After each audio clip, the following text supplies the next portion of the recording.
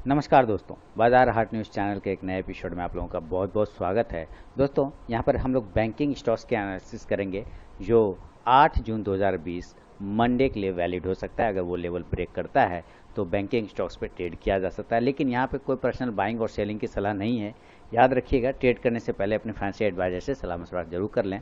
तो यहाँ पे हम लोग एक एक करके बैंकिंग स्टॉक्स को देखेंगे कि कौन सा बैंकिंग स्टॉक्स किस लेवल पे खड़ा है, कहाँ सपोर्ट ले रहा है, कहाँ रेजिस्टेंस ले रहा है। दोस्तों, एक्सिस बैंक के साथ शुरुआत करता हूं।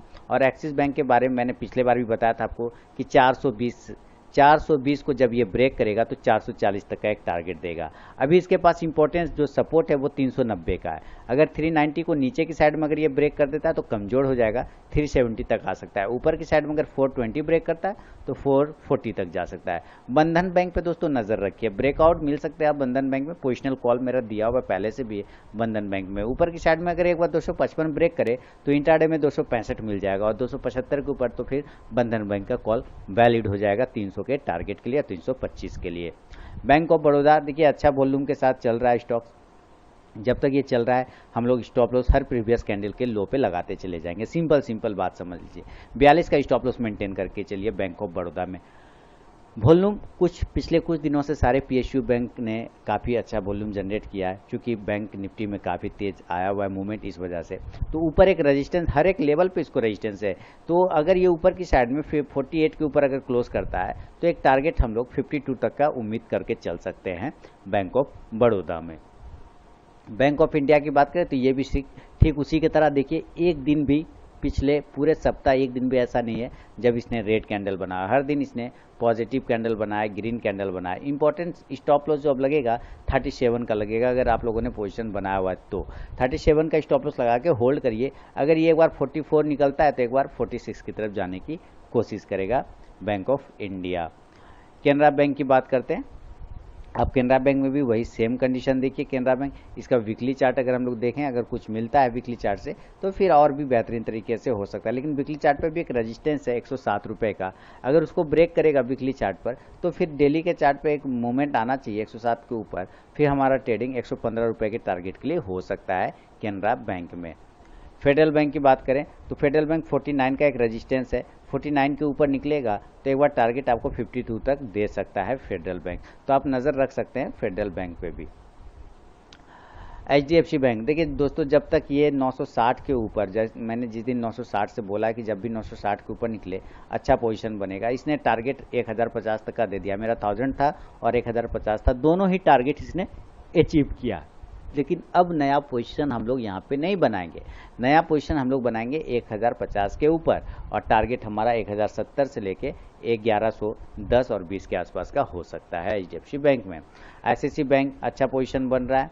ऊपर की साइड में अगर ये 365 ब्रेक करता है तो एक बार ये 390 तक जाने की कोशिश करेगा ICICI bank. IDFC first bank, इसके बारे में तो मैंने पहले ही बोल दिया है कि अगर 5 से 10 सालों का व्यू आप लोगों ने रखा है तो अपने फाइनेंशियल एडवाइजर से सलाह मशवरा करके इस IDFC फर्स्ट बैंक में पोजीशन बनाया जा सकता है। दोस्तों, यहाँ ये इंट्राडे ट्रेडिंग के लिए ये स्टॉक बिल्कुल भी नहीं है, तो इंट्राडे के लिए इसको अवॉइड करें।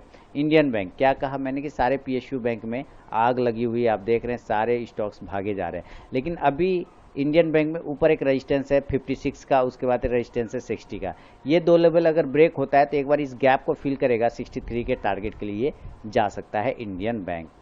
इंडसइंड बैंक 140 के ऊपर निकले, सॉरी इंडसइंड बैंक 505 के ऊपर, तब मेरा पोजिशनल कॉल वैलिड हो जाएगा। 505 के ऊपर अगर ये निकलता है दोस्तों तो एक अच्छा मूवमेंट आपको इंडसइंड बैंक देगा। अगर 505 के ऊपर निकलता है तो एक अच्छा मूवमेंट देगा 560 से लेकर 600 तक के टारगेट के लिए। और अगर इंट्राडे में ये ब्रेक करता है 435 को तो एक बार ये 460 तक भी जा सकता है इंट्राडे में। कोटक बैंक की बात कर लेते हैं। तो कोटक बैंक जब तक अब हमारे लिए 1430 को 35 को ब्रेक नहीं करे कोई पोजीशन नहीं बनाएंगे कोटक बैंक में, अवॉइड करके अभी चलेंगे। PNB देखिए ट्रेंड लाइन का ब्रेकआउट दे चुका है, ट्रेंड लाइन का ऑलरेडी। अभी टारगेट के लिए वेट करिए, फाइनल टारगेट इसमें हमारा 38 से 39 तक का हो सकता है।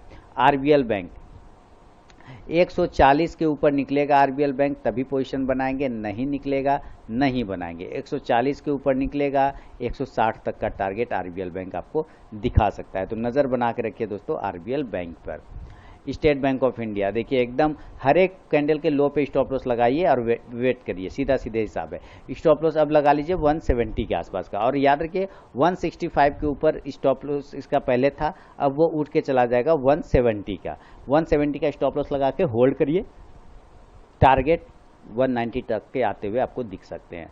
यूनियन बैंक ऑफ इंडिया ये भी अच्छा तरीके से चलता जा रहा है, 32 के टारगेट के लिए अगर आप चाहें तो वेट कर सकते हैं, स्टॉप लॉस 29 का लगेगा।